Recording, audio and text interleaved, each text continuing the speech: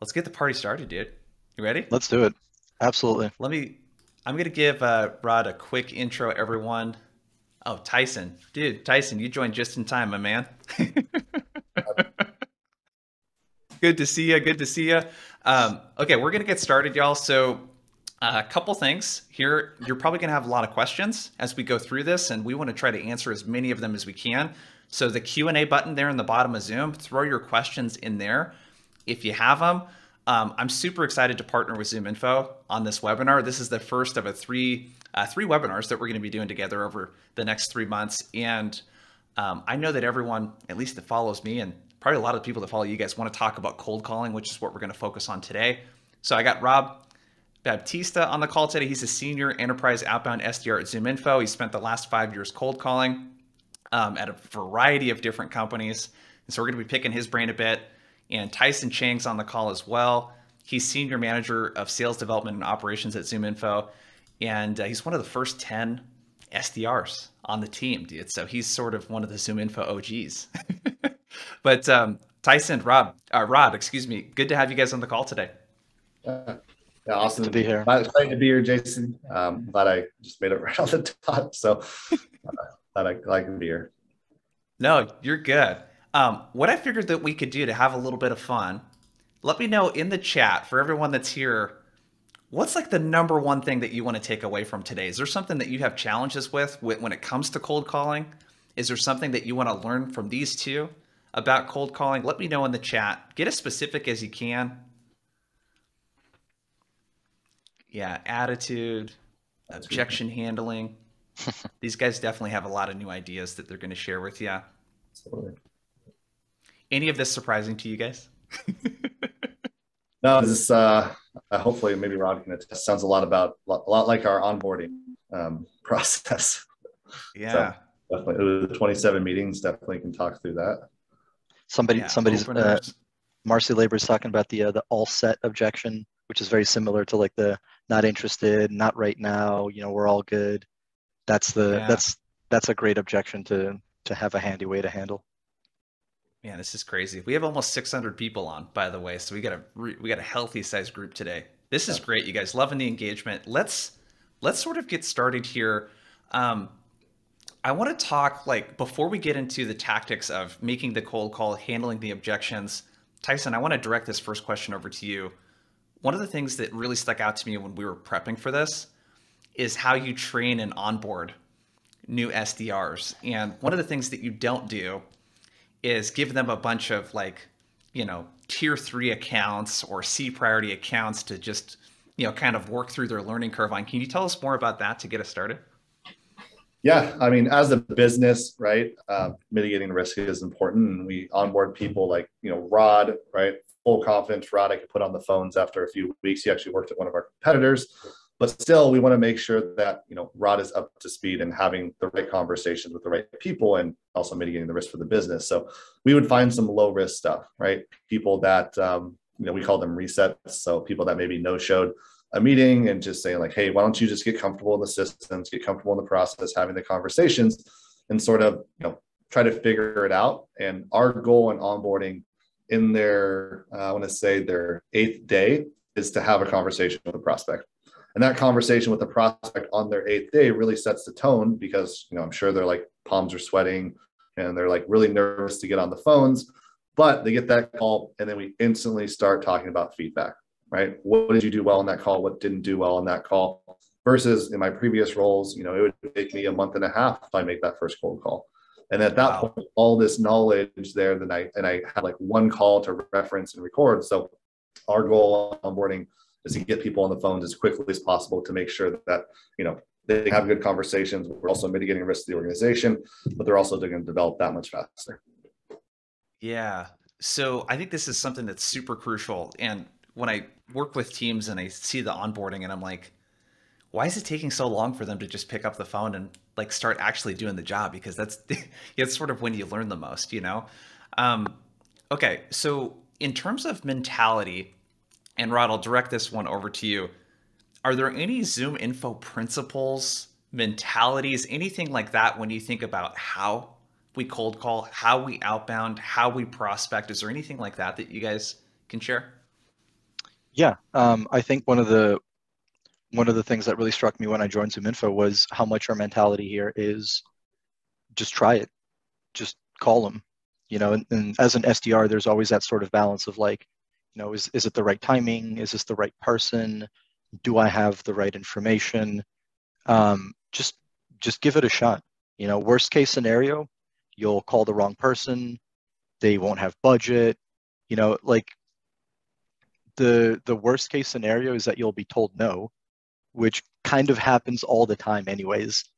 And Yeah. it goes a long way, and it goes along the lines of what I've seen, some of the best um, uh, thought leaders in the space are always talking about being uncomfortable or being comfortable with being uncomfortable, right? If you know that like you don't like calling people early in the morning, or you don't like talking to C-level executives, like acknowledge the areas where you have that discomfort, and then just find a way to push beyond it, and to just call them, to just give it a shot. And the more you do it, the easier it gets.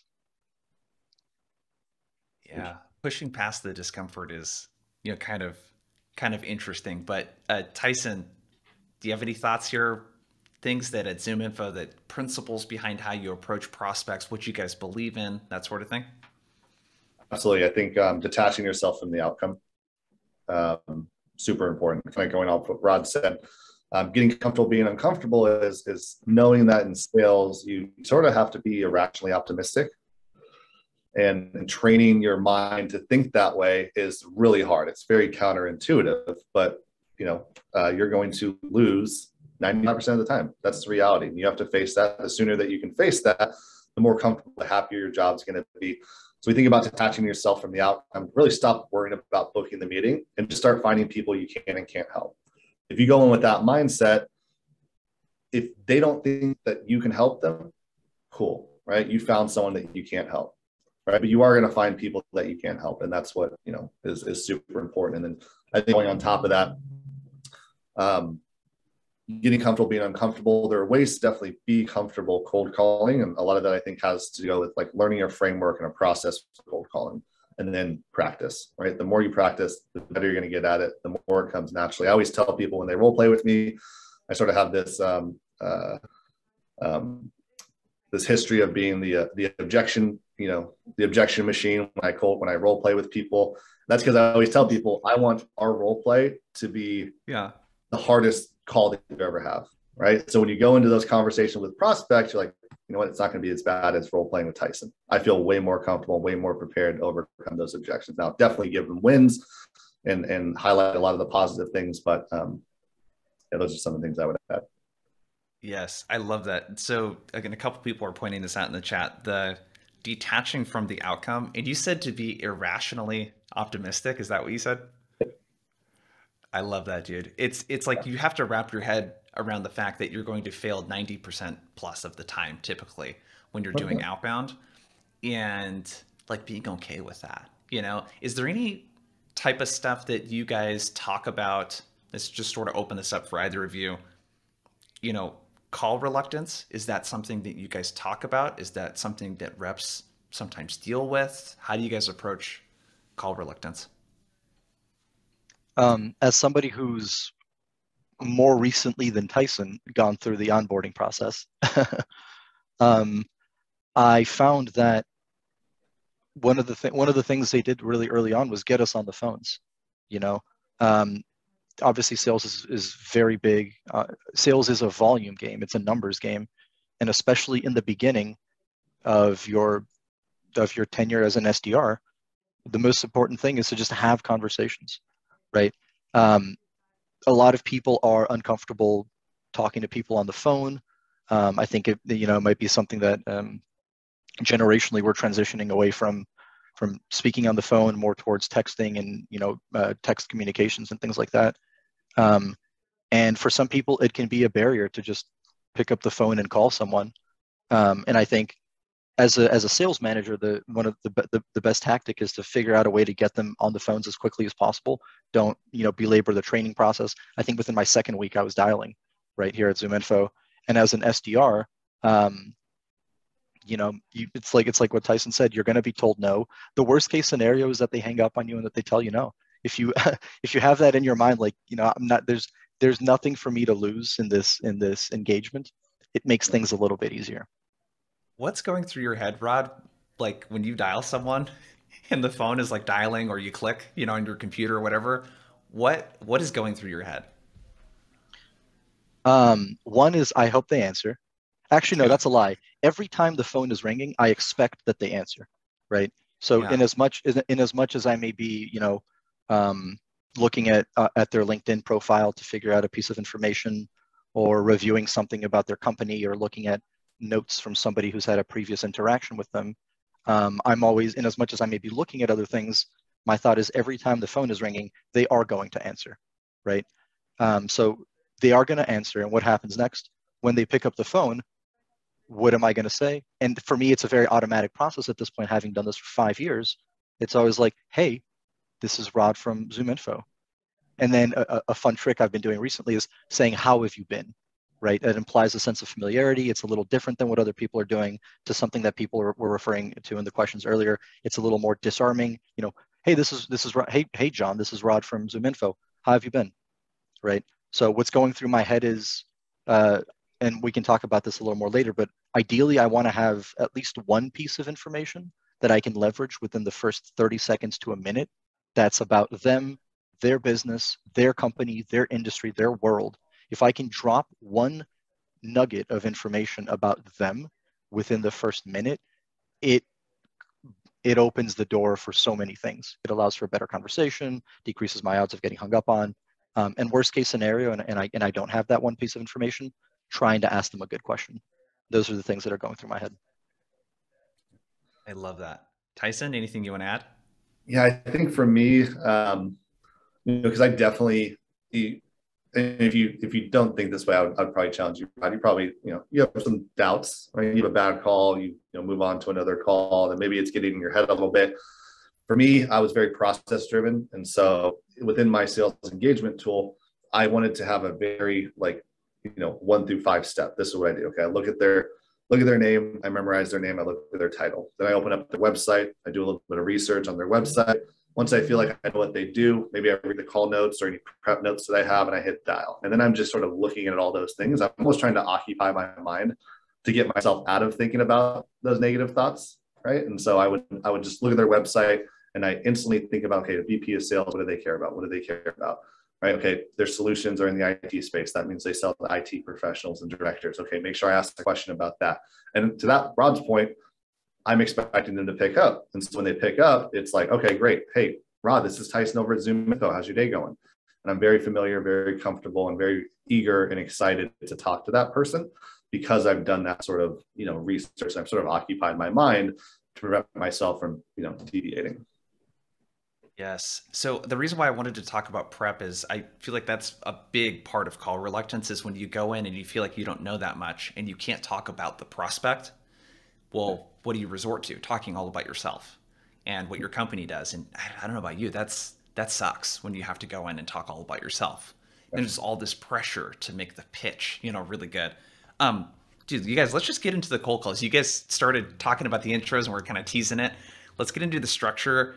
I want to start with tonality.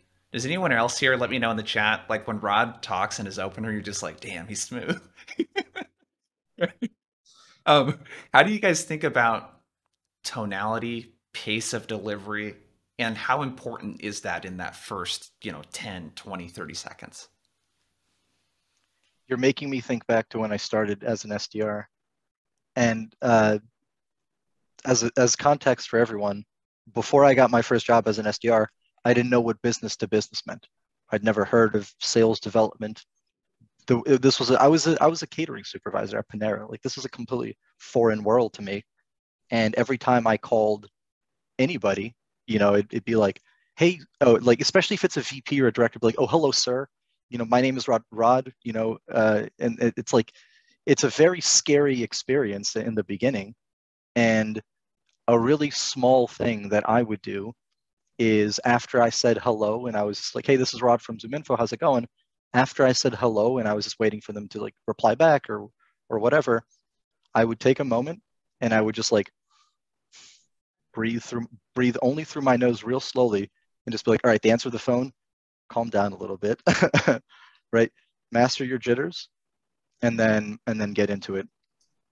So, you know, dude. the breathing and then Can we, one last thing. can we highlight? Oh, go ahead. Go ahead. I was just going to say either breathing or what other people in my company used to do is after they said hello or their initial line, they would mute the phone. They would mute themselves so that the other person, so that, you know, they wouldn't interrupt and they could just take a moment to just collect themselves. Yeah, you hit on something I just don't want to gloss over that I think is super important. A lot of times what I talk about with cold calling is just the act of even standing up sometimes can be a really big thing for people. Because when you're, leaning over like this, you hear it in my tone of voice versus something like this. And I ask people, stand in the most confident stance that you can stand in. So in other words, your kind of your physiology, I guess, kind of drives a lot of how you feel oftentimes. And just doing a breath.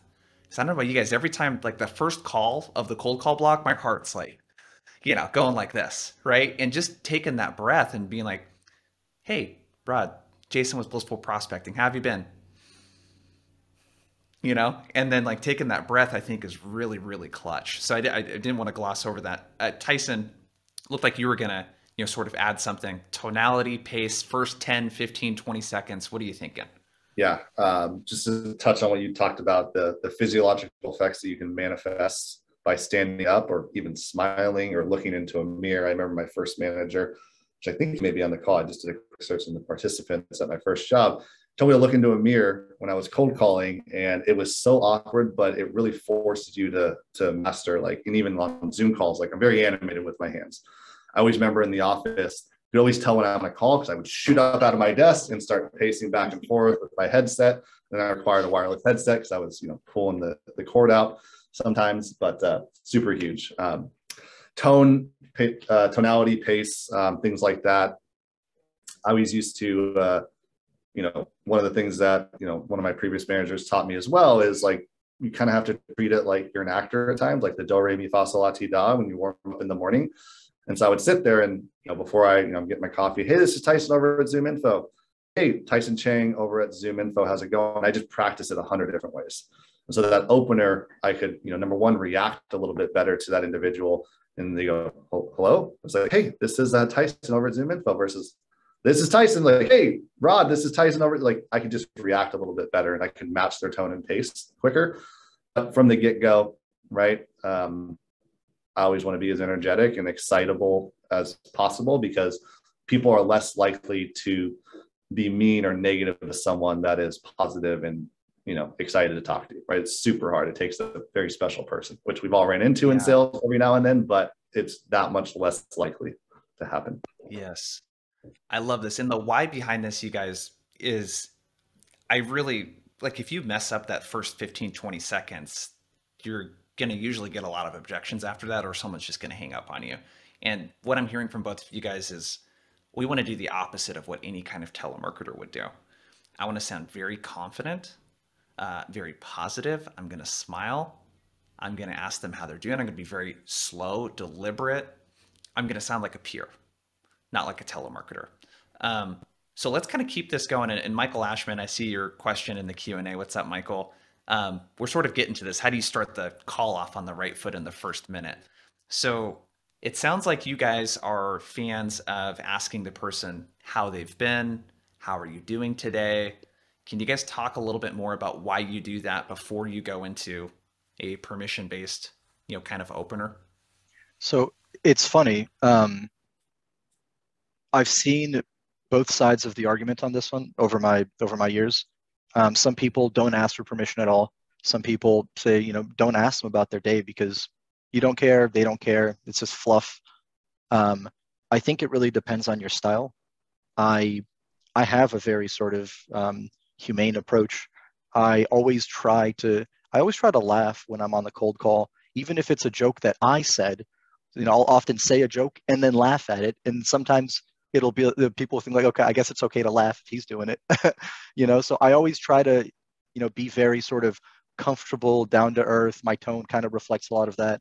And for that reason, I feel very comfortable and I've had a lot of success, asking people about their day, and even asking for permission. It's like, hey, this is Rod over at ZoomInfo. How have you been? Good. Like, have we spoken before? Oh, we haven't had the pleasure. And actually, I know I'm catching you out of the blue. Do you have a quick second? Right? These are all phrases that I've used. Recently, I've stopped asking for permission. There's been a lot of questions and comments in the chat about permission-based approaches. Same thing, I think it really depends on your style. It can go either way. But I've stopped asking for permission, and I've just started going with, hey, this is Rod at ZoomInfo. How have you been? Great. Just to be conscious for your time, and then I go into it, right? Or, I was doing some research, and then I go into it, or something like that. And I think there's a good argument to be made that asking for permission gives them the out of being like, hey, do you have a second? It's like, oh, actually, no, like I'm running into a meeting or doing this or whatever. And in my head, it's always like, if you couldn't talk, then why did you pick up the phone? Interesting. Yeah.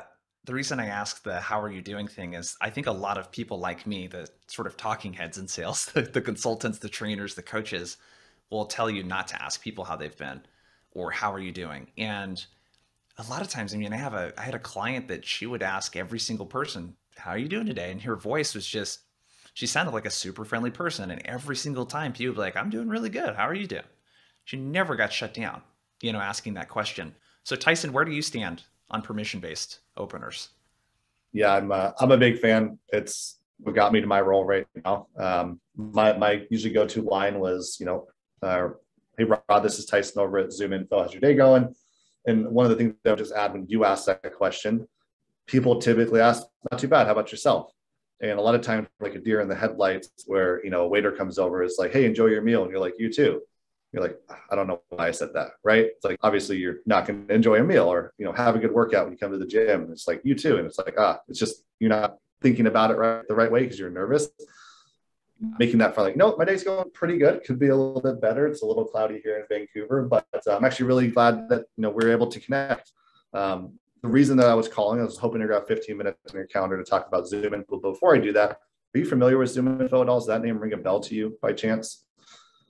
And hopefully, by having that upfront contract of saying like, this is why I'm calling, I'm going to ask for 15 minutes on your calendar. To Rob's point, we'll give them the opportunity to sort of say, hey, Tyson, I'm really not interested in a cold call right now. We never spoke before. Like, okay, no worries. Would it be okay if I shot you over an email, kind of highlighting the reason I was reaching out and how I think I could help your business really grow top line revenue?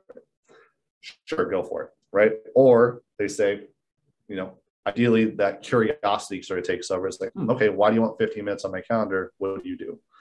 And we're selling to sales leaders and we're selling to marketing leaders. So we have the benefit of the doubt of, talking to ourselves in a sense, in a lot of ways. But that upfront contract of 15 minutes has been my go-to. Rarely do I ever have anyone say like, no. I can't even remember the last time. Normally they'll say like, no, what does ZoomInfo do? And that I think is the major inflection point. I'm sorry if I'm skipping ahead there, Jason, in our prep, but that is like a big inflection point in every cold call, right? If your instant reaction, and we call this term hitting softballs, here at ZoomInfo, which is anytime a prospect says anything that makes you want to start talking or pitching, you probably shouldn't. And so when someone says, what does ZoomInfo do? You may say like, oh, I'm super glad that you asked. We're a data provider. We're the largest data provider in the world. We do all these great things, blah, blah, blah, blah, blah. They're like, cool. What does that have to do with me? And so what I always train reps to do is to take a step back. It's like, oh, before I tell you about ZoomInfo, I was actually doing some research on your company, and correct me if I'm wrong, but it looks like you're selling into the IT space. Are you typically reaching out to VPs of IT, or do you go manager, director level?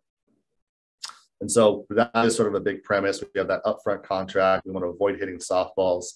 And then we have the idea of asking research-based confirmation questions to get engagement. And so what I'm looking for early on in that conversation are 3 yeses. Right? If I can get someone to say yes to a question early on in my cold call script, and I get to that 3rd question, I don't want to say it's in the bag, but it's pretty much in the bag that they're going to engage with you and you're going to have a much more productive conversation because you're asking questions about them. People love to talk about themselves. It's the same thing when you do get that question answered, maybe mirroring them and get them to talk a little bit more. And then it's like, wait, why are you calling me again? Well, hey, all that information you gave me was great. And this is how I think we can help you. And now I can leverage what they say, not what I say. And that, is essentially the formula that I always use to say, like, I only want to set a meeting if I can say, well, hey, Jason, you said that you were struggling with this. and that you're targeting these sort of personas. And that's exactly what we help companies do. In fact, I'd love to set up 15 minutes to talk through how we can help do that for your organization. Would you have some time? Would you be opposed to setting up some time later today? Dude, there's like so much gold there. I want to unpack everything that you just said, but I want to just backtrack a little bit. We're working through the cold call, and there's a couple, like, you guys have different opinions and approaches on permission-based openers. And I think what we can take away from that is, you guys, part of this is what works well for you too.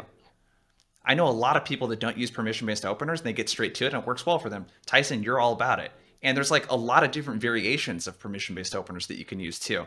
But the similarities I see and hear between you two is there's some sort of, here's what to expect during this call. Here's why I'm calling you. And it's coming out in the first 10, 15 seconds. So Rod, I want to circle back to you because Tyson, you had mentioned these 3 yeses, and it sounds like something very kind of similar. Rod, you want to mention things about them. And let's talk about why that's important though, you guys. Why is it important to not pitch in the first 30, 60 seconds, to not give your pitch on ZoomInfo, but to talk more about like things that you noticed about them and get some quick yeses? Can you just share the why behind that before you talk about kind of what those things are that you might ask them? Yeah. So I think of it in 2 ways. One of it is sort of the ZoomInfo 3 S's approach, which is, whatever the questions are, if you get them to say 3 S's in a row, they've already said yes. Their mindset is a little more amenable. It makes the conversation a little smoother, right? The other thing is people like to talk and hear about themselves much more than anything else, right? The best sales books I've read have been psychology books. And there's a lot of really interesting phenomena around the fact that, you can be in a very crowded, noisy room, and it's going to be difficult for you to pick out what's being said, individual words. But if somebody says your name, you're going to hear that every time, right? So people are much more, it's much easier to captivate somebody's attention with something about them. And the quick note on the name aspect of it, I always try to figure out what the person's name is, right? A lot of people in the US, their name is Richard or something, but their friends call them a different name. And if you looked at their LinkedIn recommendation section, the recommendations that people have left for them, you can see how people that know them actually call them, right? So when I'm calling them, I want to use the name that your friends are calling you by, right? It's very important. And then sometimes I even, look up the pronunciations and things like that. But not only do I want to say your name correctly, within the first 30 seconds, if I can say, hey, I was doing some research. I know you've been leading sales for quite some time. Are you still the VP of sales over there? That's a soft question that gets me my first yes, something like that. And it makes it seem like I've invested a little bit of my time into knowing something about their world, right? So it's much less. It's a very different approach than calling them. Be like, hey, this is Rod from ZoomInfo. I know I'm catching you out of the blue here, so I'm just going to take 30 seconds to tell you that I'm calling about because we have business-to-business data. It's much more conversational. It's much more human, and they're much likelier to take an interest if you drop some piece of information about them. Yeah, and also, so I think there's a couple things because you mentioned psychology, the self-disclosure principle. It's this principle that when people share things about themselves, they feel more connected to you. It's no different than, if we went to get drinks and I shared something intimate about my childhood and how hard it was, let's say for some, like I would feel closer to you guys if I shared that with you. You know what I mean? So when we talk about ourselves, we feel closer. And the other thing too at play, it sounds like too, is, cognitive load theory. You're not asking them these really deep penetrating questions at the beginning. This just like doesn't take any brain power to answer these questions. It's like, yes, yeah. I mean, even doing it right now in that setting, when I said yes 3 times, I'm like, yeah, I feel a lot better about talking to you right now, when I do that. So big thing, we don't talk about or pitch what our thing does. And even if someone asks, we still redirect it, Tyson, to your point, we redirect it to the research that we did to get them to give us those micro yeses. Yeah. Very cool. Okay. I'll go ahead, Tyson. Looks like you're going to add something. Yeah, I was On the research-based confirmation question, I love that. I've never heard of that theory, cognitive load, but we talk about that a ton, even in the follow-up emails. It's the difference between saying, "Hey, Jason, tell me about your go-to-market motion," and you being like, how much time do you have right now? Because that's a lot to unpack. Versus when you ask those confirmation questions, and it's like, "Hey, you're a VP of sales, right? You're going after IT decision makers." A lot of VPs of sales that I talked to, and we recently brought on board to ZoomInfo, they were really struggling to identify when these decision makers were actively in the market. Is that something that you feel like your team's experiencing right now? And then, so I'm always starting with the problem, right? To your point, avoid the pitch, start with the problem. Like, yeah. And y'all may be thinking like, "Well, Tyson, that's just a shot in the dark." It absolutely is, right? But it's a better shot in the dark. So they know, actually, we're not struggling with that. Well, that's awesome. How has your company solved that? Because that's something that we're always looking to learn more about ourselves. And so having a good pivot, and the idea of these research-based confirmation questions, and a good theory that I've really started to focus on our enterprise team is like, don't ask questions that you don't like the answers to, right? So if you're prepared to ask a question, and you're like, "I really hope they don't say this because I really don't have a way to pivot," then you should think of a different question or role play how to pivot that question. But on the leading with the problem, talking about the solution, the product will take care of itself. So that would be my advice is like, stop talking about yourself, stop talking about your product, talk about problems that the product or solution, or sorry, talk about problems that people in their space based on your research face, talk about potential solutions. And then they're going to say like, "Okay, well, that's a cool solution. What can do that for me?" Well, that's why I'm called, right? The ZoomInfo can solve that for you. My product can solve that for you in this way. Yeah. Really interesting. And we connect more on that, right? And that's sort of the feeling. I always talk about asking questions of, we've maybe had this in sales. If you ever ask a question so good and you're like, "Huh, you know what, Jason, I didn't think about it that way. That, can we loop in my VP to that conversation?" Like, that is always the moment I'm trying to get to in a cold call. So it's like that high of high in sales where it's like, they just sold themselves. I just asked such a great question that they sort of, led to the idea like, yeah, I think I need to explore this further. And that is sort of the cold call bliss or nirvana that we're all trying to get to. Yeah. It's the anti-pitch. It's getting them, it's talking about the problem and like fixes for it and just saying, "We can help you do that," versus ZoomInfo does the X, Y, Z. And it's a, where do you go from there, Okay, so we've done the cold call. We've done our permission-based opener. We've sort of gotten these 3 micro yeses. Redirect this back over to you, Rod. What happens next in the call typically after that? So there's 2 approaches that I try to take. Where I either, after sort of getting the 3 yeses, dropping a little, sprinkling in some information, whatever that may be, something about them, I either try to ask a really good question that they're going to want to answer, or I try to transition to ideally a very targeted what we used to call value proposition, right? So in the first situation, a good question. If I'm calling a vice president of sales, right, and I want to ask them a question about their business, something that they're going to answer. One aspect of asking a good question is something called client voice, which is just introducing your ideas as though they're coming from somebody else, right? So when I have an idea, instead of saying like, "Hey, I think that business to business data is really valuable for vice presidents of sales these days," that's much less compelling than if I say, "From speaking with other vice presidents of sales, they're telling me business to business data is valuable," right? Even though it's actually my thought, I'm putting it almost into the words of one of their peers. And it's super easy and interchangeable to do that with whatever title, whatever role, whatever level of the organization, right? So if I'm going the question route, from speaking with whatever your title is, they're telling me that, and then I usually like to ask a good question around a challenge, right? If I'm talking to an HR person, an easy challenge to leverage is the fact that the labor market in the US is very tight right now, and everybody's kind of competing for the same talent. So, hey, from speaking with HR leaders, the labor market's super tight. How's that affecting you? And then at the end of my question, I want to have an open-ended. I want my question to be open-ended. I want it to be like, how is this affecting you? What are you doing about this? How is this relevant for your organization, as opposed to like a yes or no, close-ended kind of question. That's very important. If I'm going the question route, and if I'm going the value proposition route, it's like, hey, it sounds like you don't have a lot of time here. The purpose of my call is to find a better time to connect with you.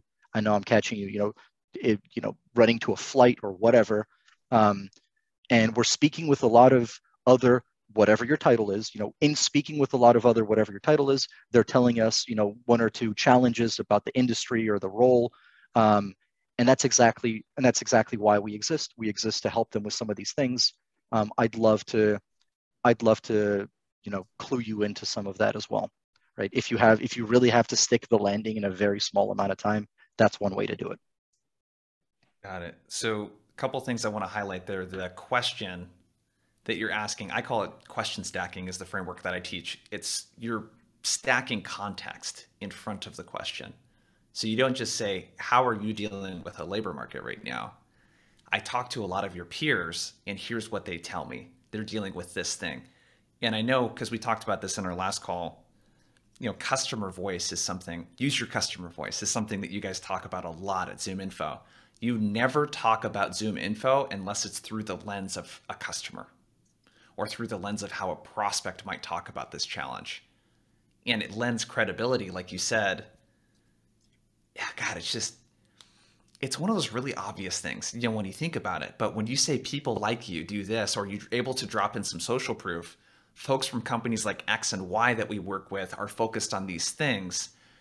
It just rings so much better than me saying, I see this thing, you should be focused on this, sort of thing. So I love that, the customer voice, the questions. Tyson, what do you have to add, and how does your process, if at all, differ from Rod's here?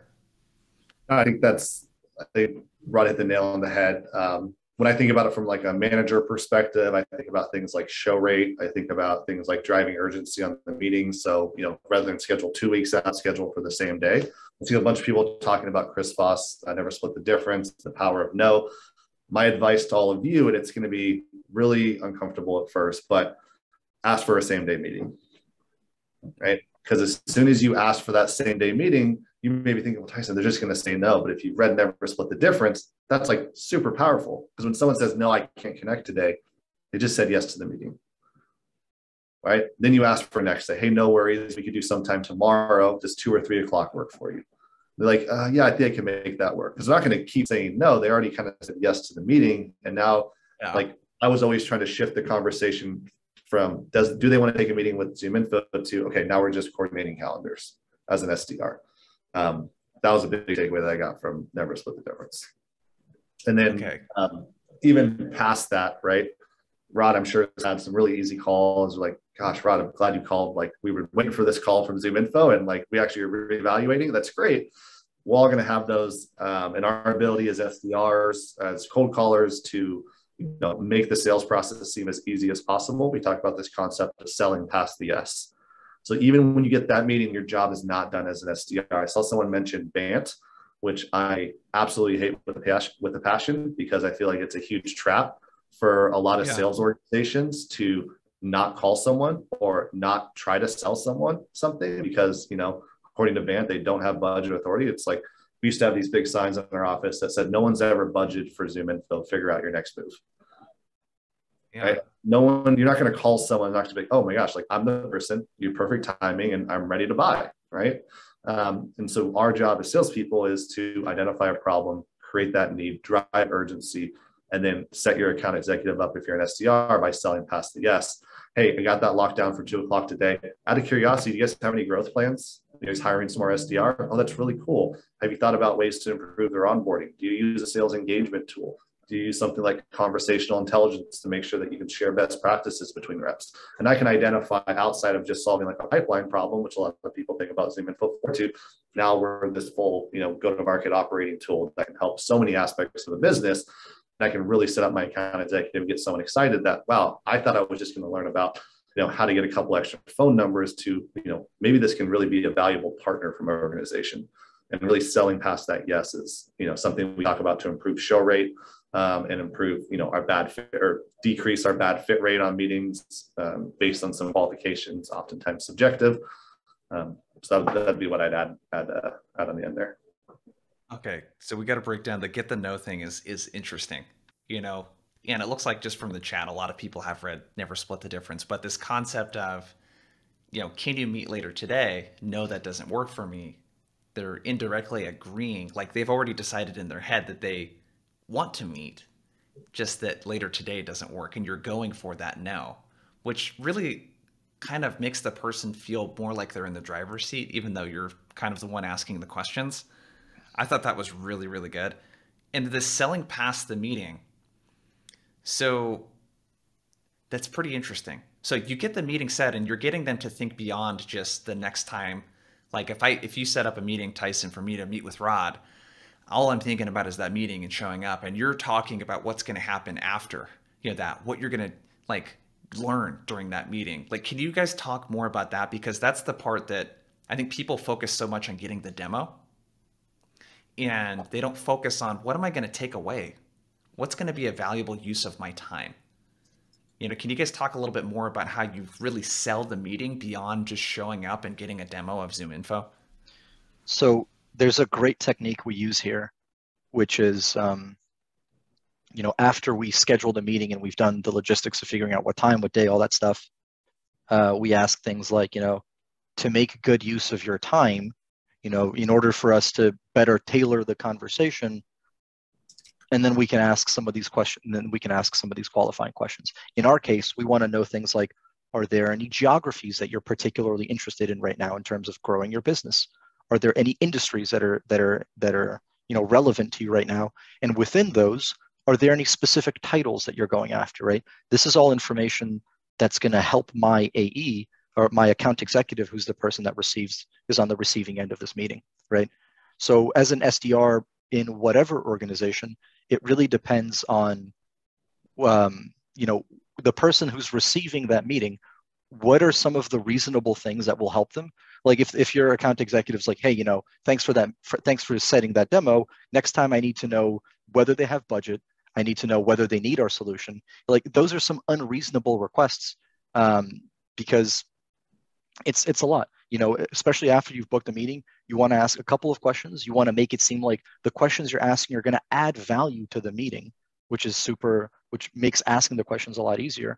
And you still wanted to give your account executive or whomever a better chance to succeed with that meeting.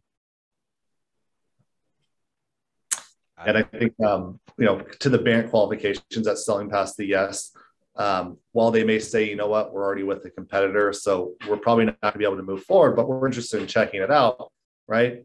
Maybe BANT may say like, okay, I don't want to set that, then my AE doesn't want that call. Or it allows me to pass those notes to my AE, say like, hey, we really need to identify the gaps in their current data provider or their current solution provider and make sure we fixate on that, because that is going to be the value that we can provide within that gap is going to be the reason why they double down on their investment with another tool in the same space, or why they maybe say, hey, you know what, I know we're spending money here, but this can plug gaps and this is the ROI that we're going to get. And it's important that we solve that because it's going to help our business. So that selling past the yes allows you to do that. It also sets up the account executive for success and will improve your show rate, because you're not just setting up a meeting to check it out or get a free trial. You're setting it up to like really learn more about, to Rod's point, what other customers in this space are doing, what ZoomInfo is doing, or, you know, how we can help them solve some problems. And in the same vein as the not interested objection, a lot of times people are just like, yeah, send me an email, right? The selling past the yes questions of like, you know, whatever qualifying questions, whatever information you want to uncover for your account executive, you can ask those in that situation as well. Somebody's like, yeah, you know, just send me an email. You can be like, okay, just to make this relevant for you, what geographies are interesting to you right now?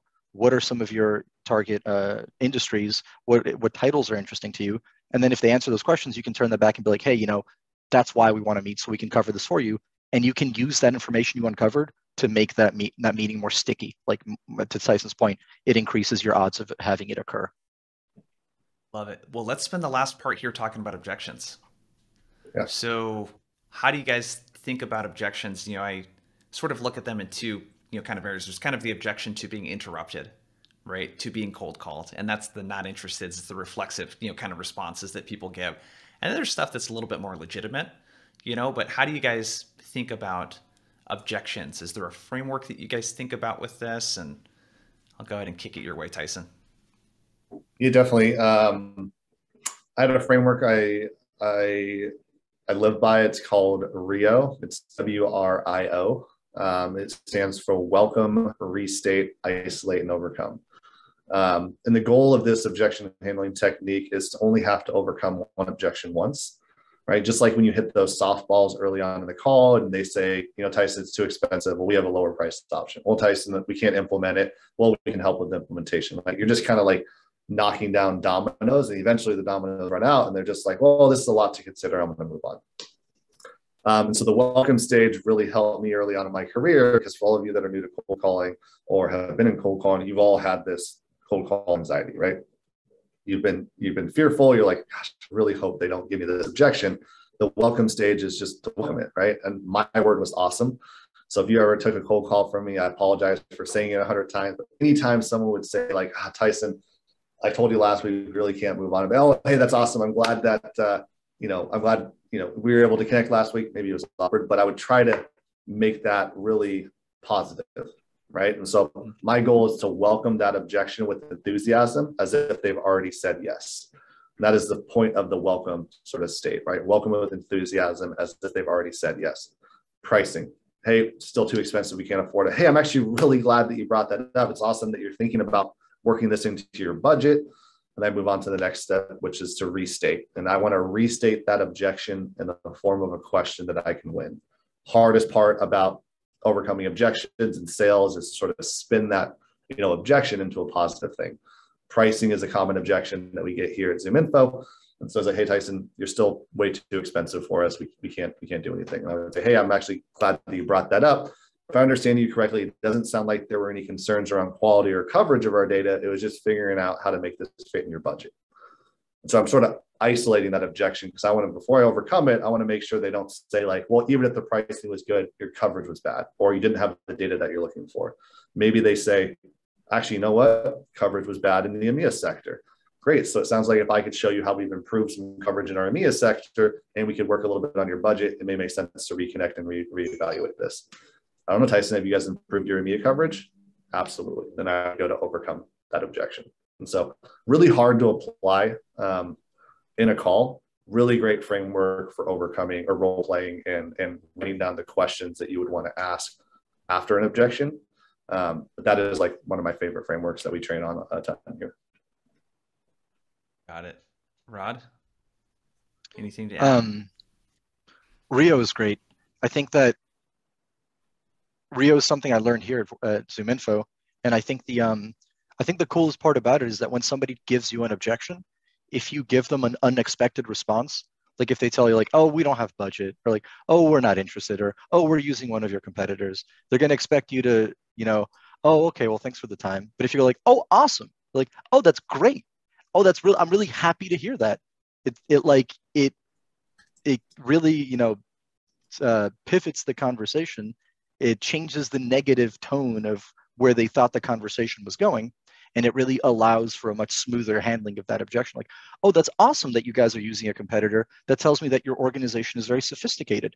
That's exactly why I was reaching out. I'd be surprised if you weren't using something. And that's why I was open to find 15 minutes to share with you how people like you are finding value and seeing what we're also bringing to the table, or, something like that. But what I was going to say originally, what I was going to throw on top of that is, if somebody is objecting to you within the first 30 seconds to a minute of a conversation, one of my last companies, what we were told is they're not really objecting to your solution, to your service, or to whatever you're talking about. They're objecting to the fact that you're calling them out of the blue and you're bothering their day. They're in the middle of writing an email and you're like, hey, I have a product that you actually need, but because you're like bothering them, they're like, yeah, not interested, thanks. Nope, yeah, we're all set, thanks. So that's the importance of the first 30 seconds to a minute. If somebody objects to you within that time frame, what it tells you about the objection is that it's not really a valid objection. They're not objecting to your product, your service, or your company. They're objecting to the fact that you're calling them, right? And you can get over that by making it more personal and human, by dropping some information on them, by asking a really good question, something like that. So let's go through a couple of examples then. I think some of the more common ones are going to be stuff you get right at the beginning of the call. Not interested, don't have time, I'm in a meeting, about to hop to a meeting. How do you guys handle that one? That's my favorite one. I do this one in because it's really common on inbound. But when someone says, "Hey, you caught me at a bad time," oh, no worries, I'm sure you're really busy. Well, the reason for my call was to actually schedule a call. So rather than schedule another call, just to schedule another call, why don't we just lock down a time, be available tomorrow at 2 p.m. And then what I would do when we try to train the reps there, what we try to train the reps on is to say like, oh yeah, they'll say like, yeah, sir, tomorrow at 2 o'clock works. I should be busy. They're awesome. Hey, real quick, while I'm pulling up that invite, if I ask you kind of what brought you to ZoomInfo and are you familiar with us at all? And I would kind of use that time to stall and qualify. If they're really busy, then they're like, I got to go, send me an invite for 2 p.m. And they talked about asking those sort of research-based confirmation questions if we need to qualify them on an inbound lead perspective.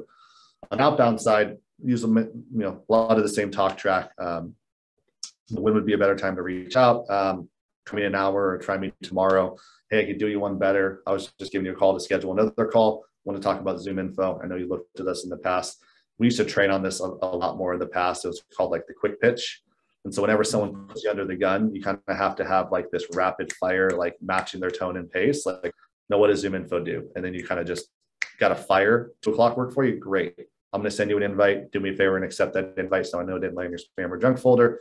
You can connect there, and I'll make sure to really blow your mind on how we help your business and make sure that it's really clear on why we're connecting, and then follow up email as well. Got it. Super short, to the point. What about someone, this is another common one that people were talking about, and I see it a lot of my work, is, we're all set. Either, we do something like this in-house, or we have a data provider, we don't really need this. How do you guys think about that objection? So there's a few ways to handle that.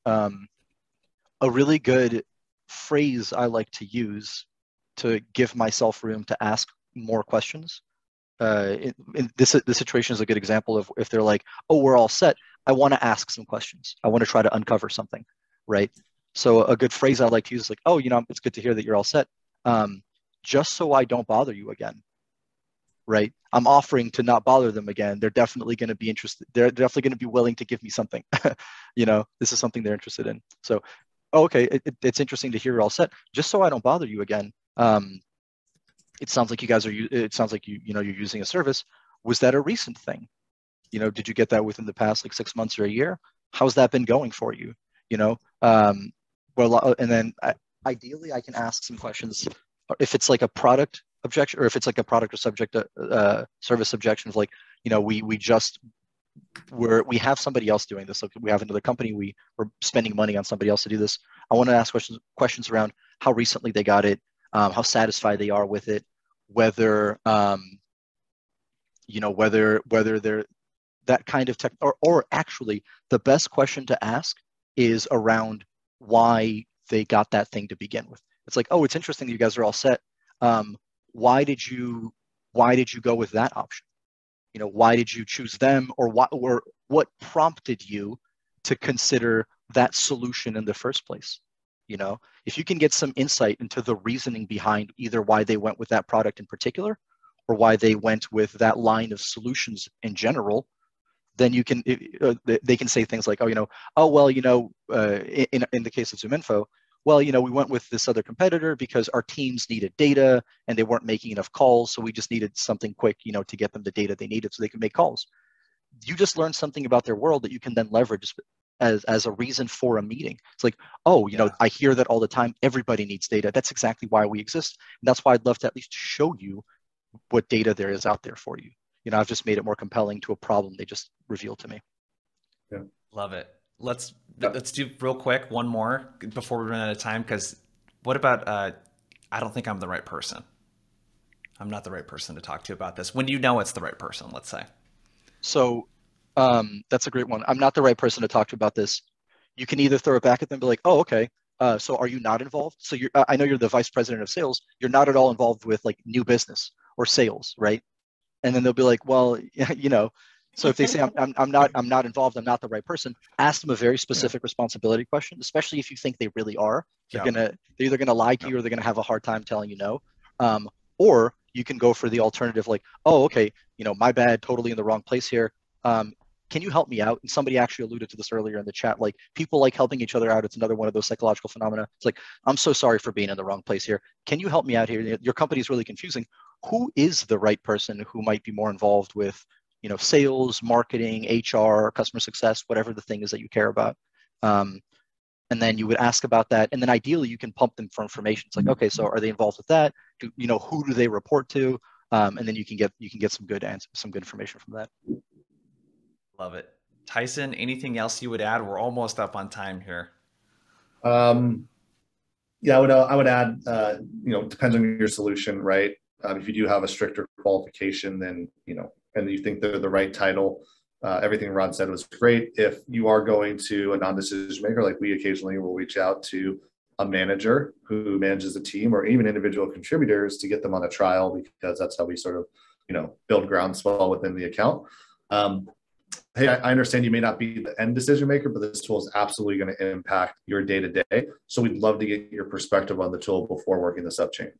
Would you be opposed to setting up just a quick 15-minute call so we can learn a little bit more about sort of the things that are plaguing your day-to-day and making you inefficient, and maybe there's something that we can help out with? And, at the very end, if you could give us a referral, awesome. And if not, and it's not a good fit, we can part as friends. Love it. Dude, you guys, this was freaking action-packed. I want to thank ZoomInfo again, for partnering up with us on this webinar. Are you guys cool if I drop your LinkedIn profiles into the chat so people can connect with you? Go for it. Let's do it. There's Rod's LinkedIn. There's Tyson's. Let's blow these guys up. But thank you so much, everyone, for the participation. And Rod and Tyson, dude, you guys are awesome. Thank you so much for coming on and spending time with us. This was extremely valuable for everyone. Yeah, likewise. Thank you, super fun. Thanks, Ryan. Cool. Also, all right, everyone. He booked 3 demos before this call already. So I give him a shout out. Yes. Still grinding even in the middle of a webinar. Love it, dude. All right, everyone. Have a good rest of your day. We'll see you later.